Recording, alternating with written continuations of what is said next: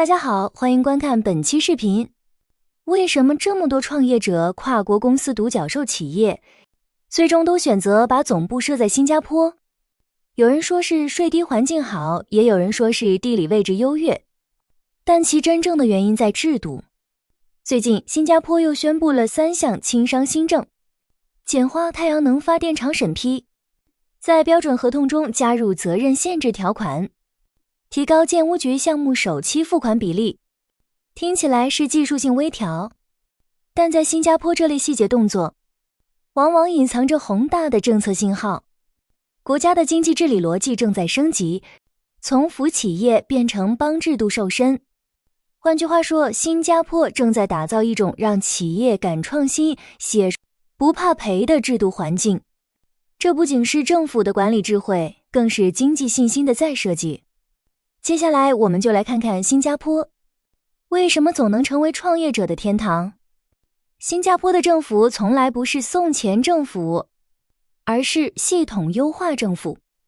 这3项新措施表面上针对企业痛点，审批太慢、责任太重、现金流吃紧、现金，实质上是在去官僚化，让制度更像市场的伙伴。比如简化太阳能项目审批，不只是为了提速，而是为了降低新能源企业的时间与行政成本，鼓励绿色投资。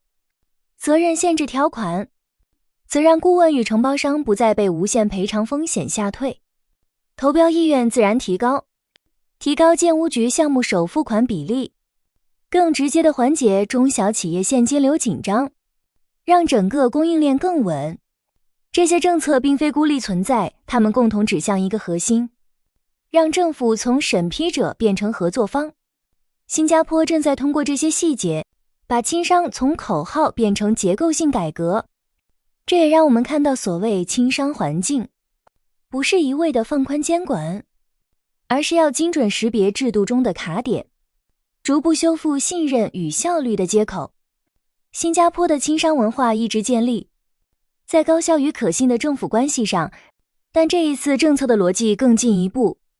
第一，轻商不等于放任。太阳能审批放宽，但安全与环保标准依旧严格。新加坡希望在效率和风险控制之间找到最佳平衡点。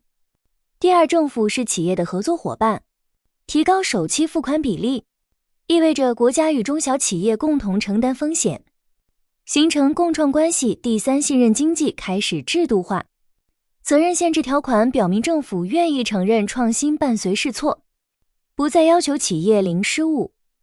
这3重逻辑叠加起来，构成新加坡式制度信任的新版本，既要守规矩，又要敢试错，既要保障安全，又要鼓励冒险。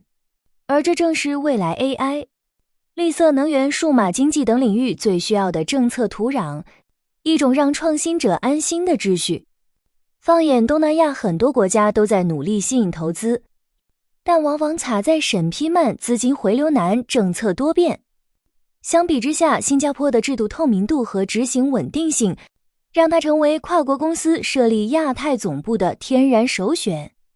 它不仅提供优惠政策，更重要的是提供确定性。企业知道审批多久能过，资金多久能到，风险边界在哪里。这种确定的预期本身就是最宝贵的资产。这也延续了李显龙资政的长期战略，让新加坡成为全球最容易做生意的地方之一。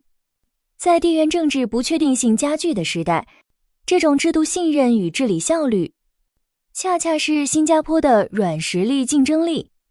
从中我们可以看到，新加坡已经从一个高效率城市，转向一个高信任生态系统。在这里，创业者不只是做生意，而是在与政府共建一个更有韧性的未来。所以当我们问为什么全球创业者都爱新加坡，答案其实很简单。这里的轻商不是优惠政策的堆砌，而是制度信任的积累。这里的创新不是无需冒险，而是安全试错。这里的效率不是催促，而是协作。新加坡的轻商不是口号，而是有温度的制度设计。它让每一个敢创新的人都不怕失败，让每一个努力经营的企业都看得见明天。这才是真正吸引全球创业者的原因，看到这里，相信大家已经明白，为什么新加坡能成为全球创业者的宝地了。它的包容政策、贴心扶持和保障机制，让每个梦想都能脚踏实地。本期内容你是否也有什么想法或者收获？欢迎你在评论区留言和我分享你的感受。另外，别忘了点赞、分享和订阅我的频道，让我们一起探索更多与创业有关的内容。